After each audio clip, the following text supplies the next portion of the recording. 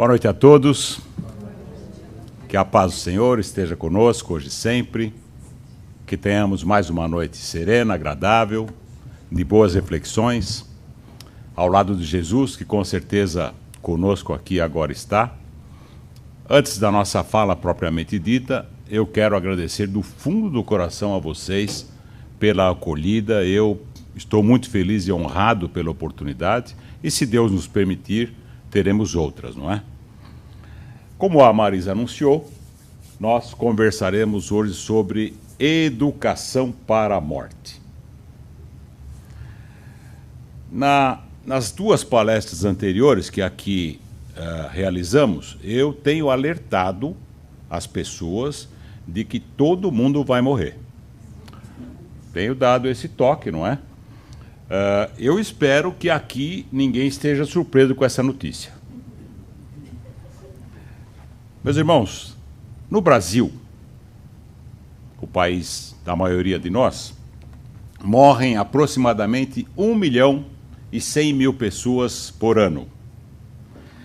É interessante que cerca de 800.000 pessoas têm uma morte anunciada. Dessas 1.100.000, 800.000 aproximadamente têm uma morte anunciada através de doenças que levam algum tempo, doenças crônicas, etc. Aqui nos Estados Unidos, eu não tenho esse número, mas eu imagino que morrem aqui também, né? Porque mesmo, quero acreditar nisso. Mais cedo ou mais tarde, todos nós faremos parte dessa estatística, não é? Desse número. Nesta vida, nesta encarnação, só morremos uma vez. Então, é melhor a gente procurar morrer bem, sem dar vexame, né? Sem dar vexame. Vocês lembram aquela história do nosso querido Chico Xavier, em que ele estava num voo, se não me engano, de Uberaba para Belo Horizonte, e houve lá uma enorme turbulência, e o pessoal todo ficou apavorado, e todo mundo começou a gritar, e aí tinha um padre, aí falaram para o padre, não, o padre com o terço já, rezando, e ele falou, não, o Chico está aqui do lado e também vai ajudar a gente a rezar, e começaram aquela gritaria, com medo de morrer, e o Chico, diante daquele ambiente, também começou, valha-me Deus, socorro, o Chico. E aí, aquela confusão, eis que aparece, vindo pelo corredor do avião, o nosso querido Emmanuel, o mentor do Chico. E aí o Chico parou um pouco, né? Porque o Emmanuel era meio bravo com ele. Aí ele falou assim, o Emmanuel, o que é isso, Chico? Falou, eu estou com medo. Mas está com medo de quê? Acho que nós vamos morrer. Mas todo mundo vai morrer. Não, mas eu estou com medo e eu vou gritar, valha-me, socorro, grita. Aí o Emmanuel falou assim, olha, que você vai morrer, vai, mas pelo menos morra com educação. E eu fiquei pensando, como é que faz para morrer com educação, né?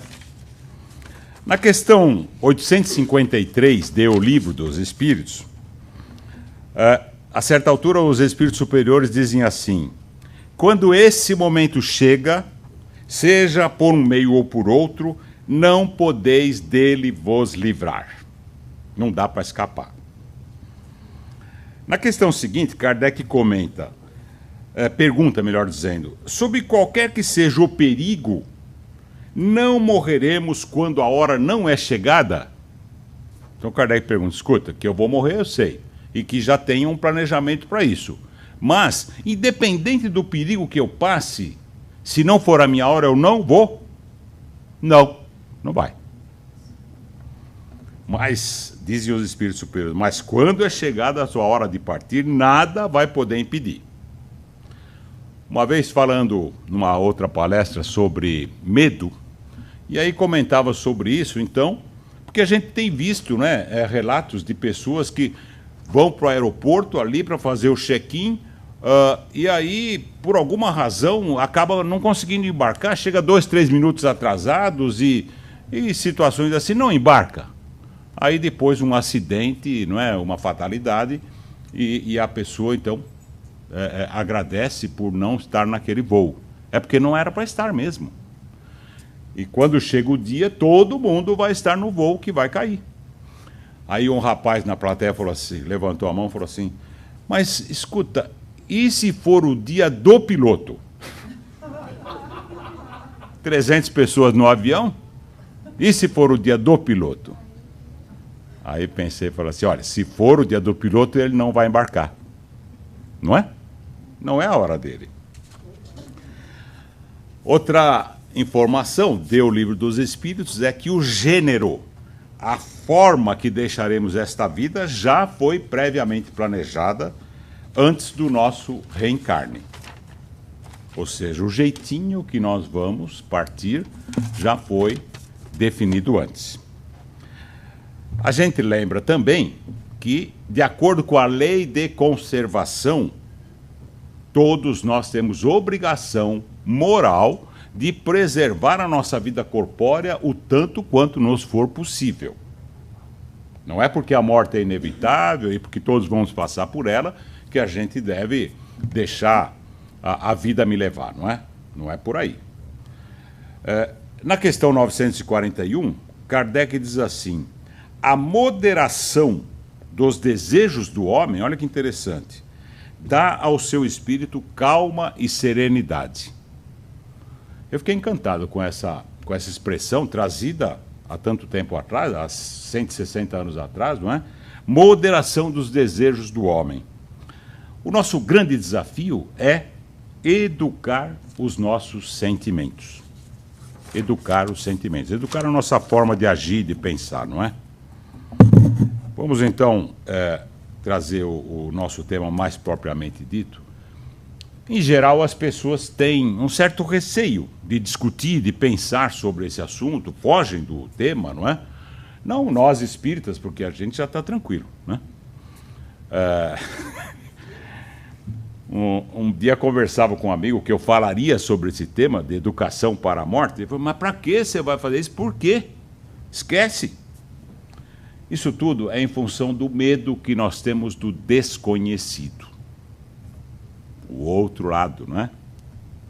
Esse medo provém dos temores que nos foram incutidos ao longo dos séculos, não é? Na nossa mente, com ensinamentos do tipo alguns misticismos, alegorias, uma caveira com uma foice, né? Vem buscar a gente, e toda aquela situação negra, que a gente vai se deparar no retorno à pátria espiritual com um Deus parcial, vingativo, não é o que nos ensinaram? E que há uma única chance, as igrejas tradicionais, as religiões tradicionais, defendem a ideia que a vida é uma só, e que só tem essa chance. Se pisar na bola, sofrer queimar no mármore do inferno por toda a eternidade. E tem que ter medo mesmo, né?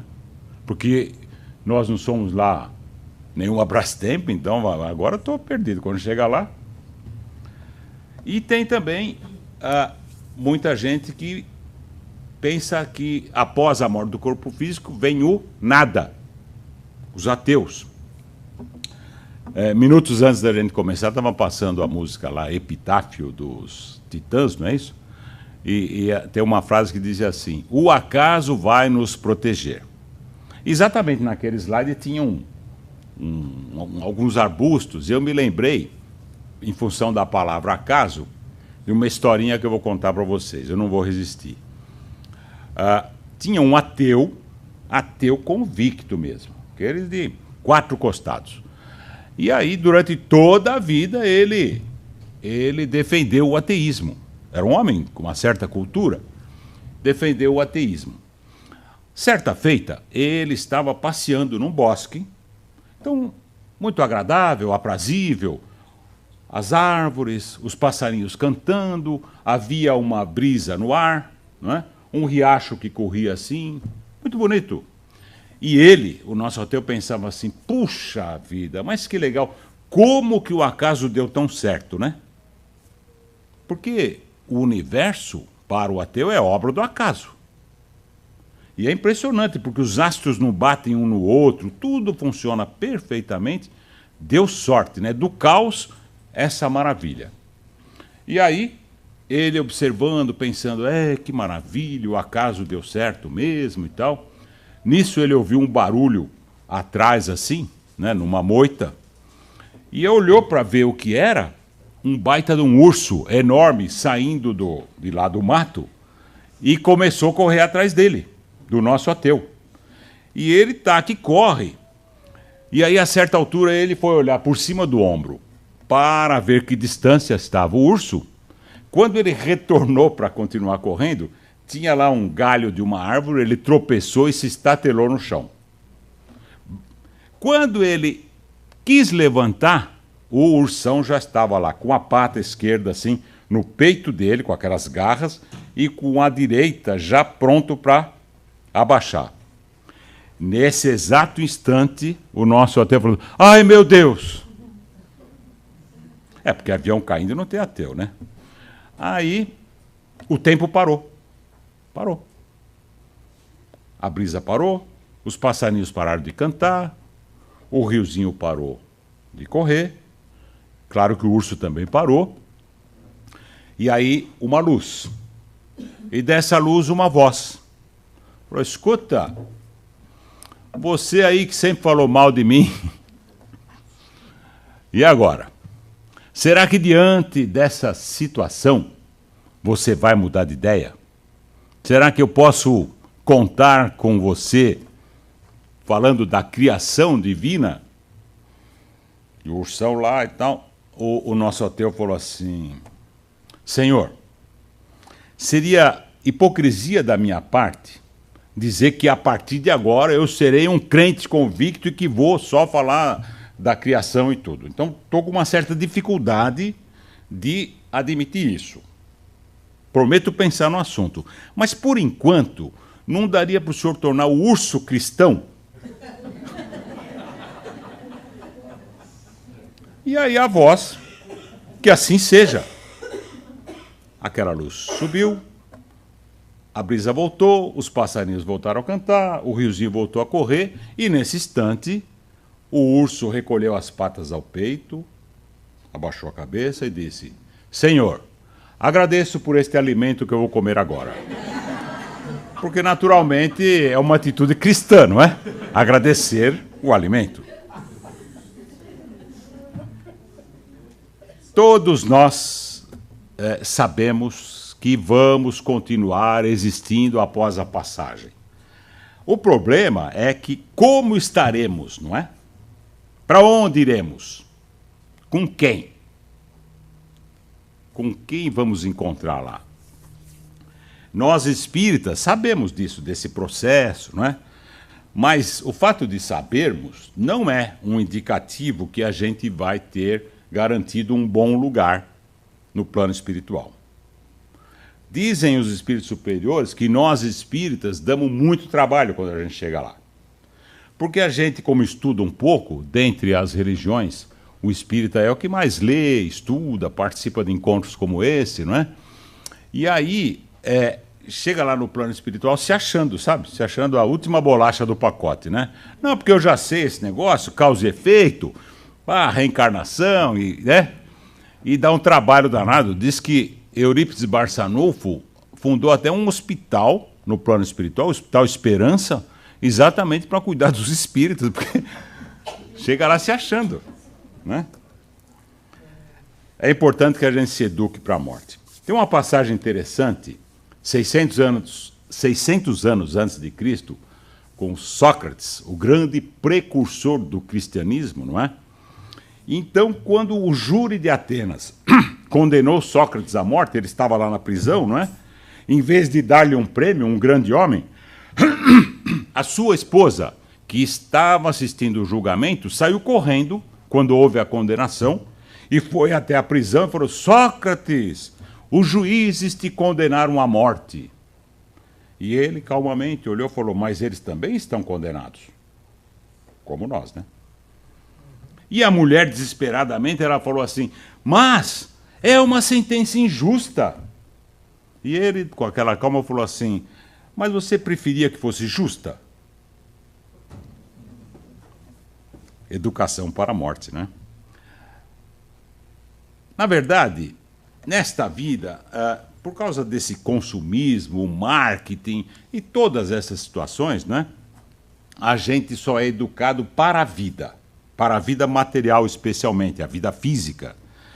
E a gente tem todo um processo, né, que define o que vem a ser sucesso. A gente esquece que caminha para essa viagem, não é? É inevitável e que muitos de nós chegam àquele ponto sem o menor preparo para isso. A razão mais importante de termos encarnado, a maior de todas, é que a gente retorne à pátria espiritual melhor do que aqui chegamos, não é? Existem vários objetivos aqui na Terra que não há nada contra. Nós temos, quando chegamos aqui, a gente tem que crescer, estudar, formar-se em alguma profissão, ter um bom emprego ou um negócio próprio, namorar, casar, ter filhos, se possível ter a casa própria, um carro, viajar nas férias, nos finais de semana, ir à praia, aposentar-se bem. Não é assim? Um ciclo com esses objetivos. E só se a pessoa conseguir essas conquistas do plano material é que ela estará realizada. Porque, afinal de contas, essa pessoa teve uma vida normal, de acordo com as regras socioculturais. Mas não é só isso. Não é só ter, é preciso ser. Humberto de Campos, o grande escritor Humberto de Campos, membro da Academia Brasileira de Letras, respeitadíssimo, desencarnado em 1934. Em 1966, portanto já há quase 50 anos, não é? Ele trouxe um livro pelas mãos abençoadas de Chico Xavier, um livrinho modesto no tamanho, mas grandioso no conteúdo, chamado Cartas e Crônicas. E no capítulo 4 desse livro, Humberto de Campos deu nome a esse capítulo, achei até engraçado, chama Treino para a Morte, é o nome que ele deu. Ficar treinando para morrer, não é? Eu prefiro um roteiro para a vida. E vamos à receita prática de Humberto de Campos sobre nos educarmos para a morte. Objetivo da nossa fala de hoje, não é?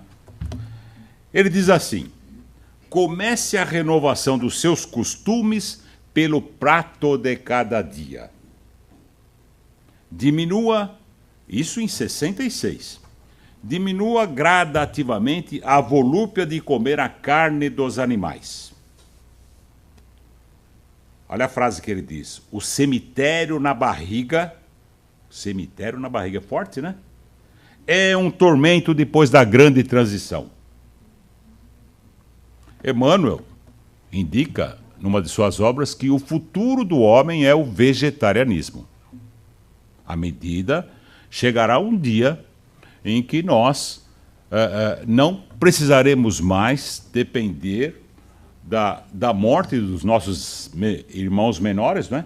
Os animais são nossos irmãos, e um dia serão humanos, como nós o somos. Vai chegar o dia que a gente não vai mais precisar dessa situação. E ele continua dizendo assim: os excitantes, as drogas, né, largamente ingeridos, são outra perigosíssima obsessão. Ele diz assim, lá do plano espiritual, não é?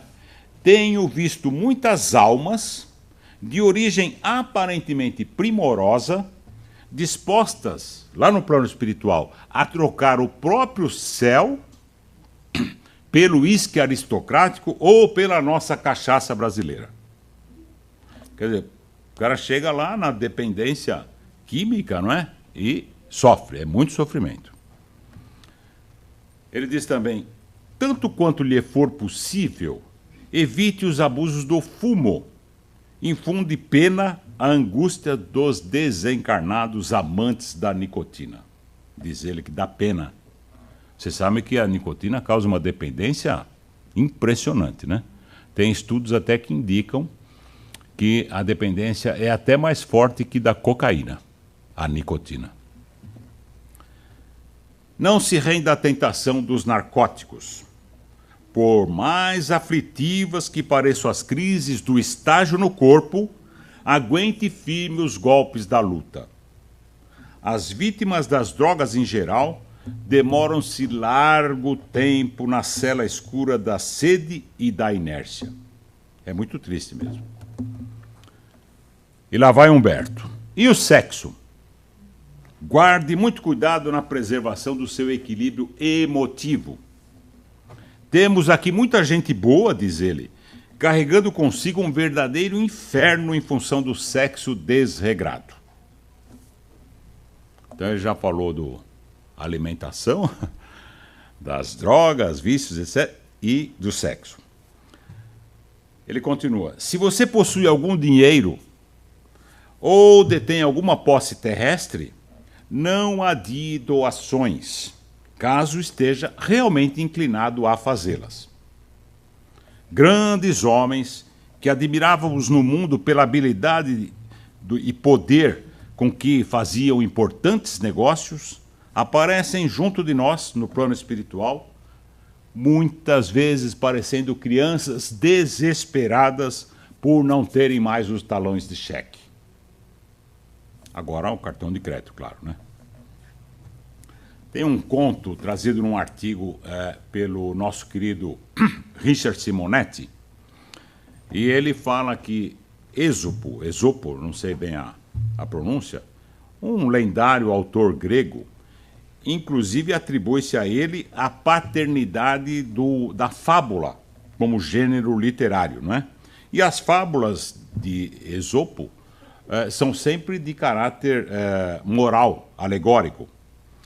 E ele conta que um homem muito zeloso dos seus bens e preocupado, não é? Ele decidiu evitar qualquer tipo de prejuízo. Tomou uma providência radical. Vendeu todos os seus bens e comprou vários quilos de ouro e fundiu tudo isso numa única barra, uma barra maravilhosa de ouro reluzente. Em seguida, às escondidas, foi e enterrou aquela barra numa mata cerrada. À noite, todas as noites, ele, esquivo, solitário, né, ia lá, desenterrava e ficava contemplando, extasiado, o seu tesouro. Uma espécie de tio Patinhas, não é? O milionário dos nossos tempos, das histórias em quadrinhos, que ficava lá mergulhando nas moedas. Um dia, aquele homem foi perseguido por um amigo do alheio. Alguém o seguiu. Quando ele se afastou depois da adoração, o gatuno foi lá, desenterrou aquela barra e roubou-a. O nosso amigo ficou desesperado, quase enlouqueceu. Um vizinho dele, sabendo do fato, falou para ele o seguinte: não sei por que você está tão transtornado. Afinal, se no lugar daquele ouro estivesse uma pedra, seria a mesma coisa. Verdade, né? Aquela riqueza não servia para nada. Claro que hoje em dia ninguém enterraria seus bens, mas o grande risco é que a gente enterre o bem mais precioso que Deus nos deu, a encarnação. Esse é o grande problema. São muitas as oportunidades de edificação que a gente dispõe, não é? E o nosso Humberto de Campos continua: em família, observe cautela com testamentos. As doenças fulminatórias chegam de assalto. E se a nossa papelada não estiver em ordem, você já desencarnado, padecerá de muitas humilhações através dos tribunais e cartórios. Meus amigos, o coitado trabalhou a vida toda, desencarnou, está lá no plano espiritual, e os parentes tudo brigando aqui nos cartórios: podia ter deixado isso para mim, porque não sei o quê, não é assim? Evitar esse tipo de coisa, porque é muito triste você receber esses dardos energéticos dos seus. Diz ele também: sobretudo, não se apegue demasiadamente aos laços consanguíneos. Olha que afirmação forte. Recomenda Humberto de Campos que não exageremos no apego aos laços consanguíneos. Ame sua esposa, seu marido, seus filhos, seus pais, parentes, com moderação. Amar com moderação é estranho, né? Na certeza que um dia você estará ausente deles. O que Humberto recomenda é serenidade, não é? Sem exageros. Por exemplo, pergunto às senhoras mães aqui presentes: será que numa próxima encarnação vocês, as senhoras, serão mães dos seus filhos atuais? Provavelmente não. Quase certo que não. Claro, esse grau de parentesco que existe nesta vida, ele é para esta vida. E depois, claro, que somos uma família espiritual. Pertencemos todos a uma família espiritual que ao longo das encarnações a gente vai tendo relações, ora de uma maneira, ora de outra. Seguimos juntos, mas não com o mesmo tipo de relação. Ou não seria verdade que muitas vezes um amigo, uma amiga, a gente tem uma afinidade muito maior do que com um parente consanguíneo? A gente tem dificuldade de admitir isso, mas é verdade. Até porque Deus costuma reunir no cadinho do lar, com muita frequência, espíritos desafetos, que vivenciaram experiências muito difíceis no passado. E que Deus os coloca sob o mesmo teto para que essa relação inevitável faça com que o amor prevaleça. Mas muitas vezes são desafetos do passado, repito. Não é? Então, Humberto de Campos, claro, recomenda, a gente tem que amar os nossos, mas sem muito exagero, né? Porque normalmente eles agirão diferentemente do que você gostaria.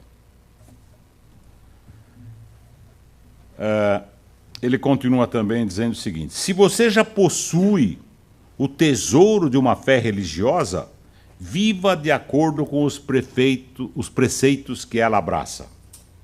É horrível a responsabilidade moral de quem já conhece o caminho e não se equilibra dentro dele. Esse é um ponto delicado, não é? Porque nós espíritas, por exemplo, a gente tem oportunidades de conhecimento que nos tira da ignorância. Nós já não temos o atenuante da ignorância. Eu até costumo dizer, às vezes, que em público, assim, que se tiver alguém que está iniciando na doutrina espírita, coisa de 2, 3 meses, assim, melhor coisa é cair fora. Porque é o seguinte: se você abraça a nossa doutrina, você começa a compreender certas coisas. Entre elas, a lei de causa e efeito. Não é? Eu não estou aqui dizendo que nós temos que necessariamente seguir o que Jesus nos ensinou na íntegra. Não somos capazes ainda. Não somos capazes ainda. Num dos slides que passou agora há pouco, Kardec diz que espírita é aquele que se esforça para superar as más tendências. Não disse, é aquele que consegue superar as más tendências. Senão, ninguém de nós seria espírita. Eu também não, claro. Porque eu estou aqui comentando esse tema com vocês apenas porque eu estudei um pouquinho antes, mas estamos todos no mesmo barco. A diferença, evolutivamente falando, entre nós é de 0,0001%. Tudo igual. Faça o bem que puder, sem a preocupação de satisfazer a todos. Convença-se de que se você não experimenta simpatia por determinadas criaturas, pode ter certeza que tem muita gente que suporta você com muito esforço.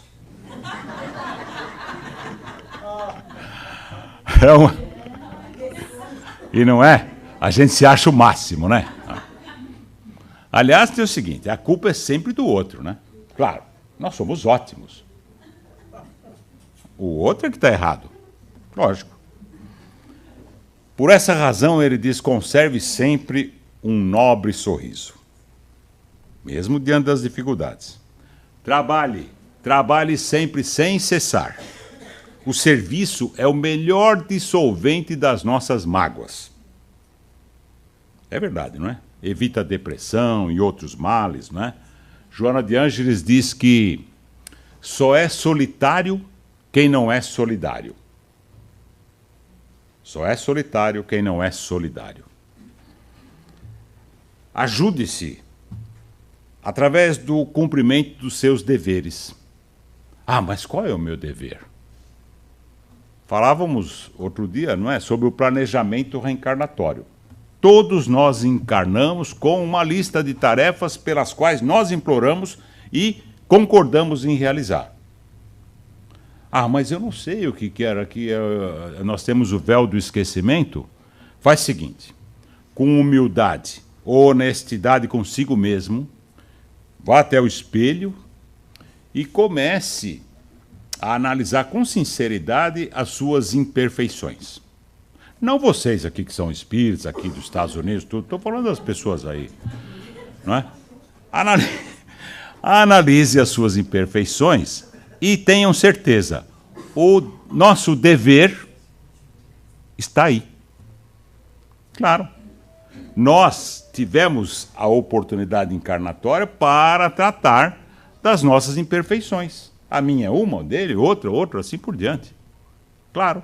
Então, quer saber qual é o seu dever, com o que você se comprometeu para esta encarnação? Olhe para dentro de você. Simples assim. Ajuda-te e o céu te ajudará, não é? Ensinou Jesus. Ele diz também assim, ó, quanto mais, não se canse, nem se indague em excesso. A música também falou, né? Eu trabalharia menos, né?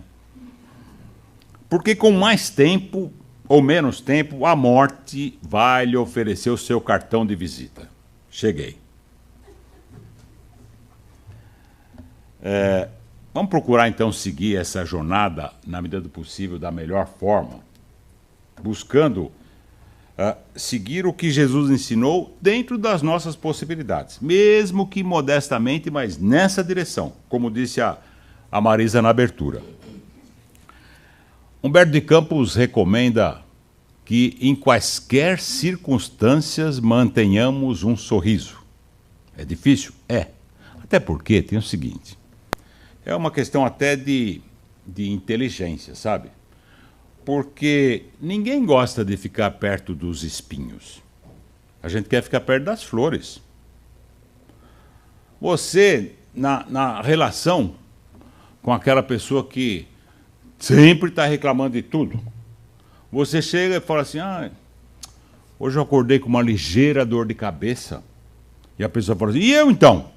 Dor de cabeça, dor nas costas, nas pernas, nos braços. Não, tá bom. Você ganhou, você está bem pior que eu. Tem o tempo todo uma reclamação permanente, né? Muito chato. Ninguém quer ficar perto desses malas assim, não. Finge, né? Mas não quer. É mais gostoso você ficar perto do calor humano, né? De pessoa que te põe para cima. Não estou aqui dizendo que a gente não deve amparar nossos irmãos que estão com dificuldades. Claro que sim. Mas estou falando aquela coisa constante, né? Humberto de Campos diz lá que devemos, na medida do possível, manter o nosso sorriso. E eu vou livrá-los dessa expiação de cantar para vocês. Mas Charlie Chaplin tem uma música belíssima, que todos conhecem, Smile, não é? Sorria. E ele diz assim, sorri quando a dor te torturar e a saudade atormentar os teus dias tristonhos, vazios. Sorri quando o sol perder a luz e sentires uma cruz nos teus ombros, cansados, doridos. Sorri, vai mentindo a tua dor, e ao notar que tu sorris, todo mundo irá supor que és feliz. Smile. Fiquem com Deus, até uma próxima oportunidade.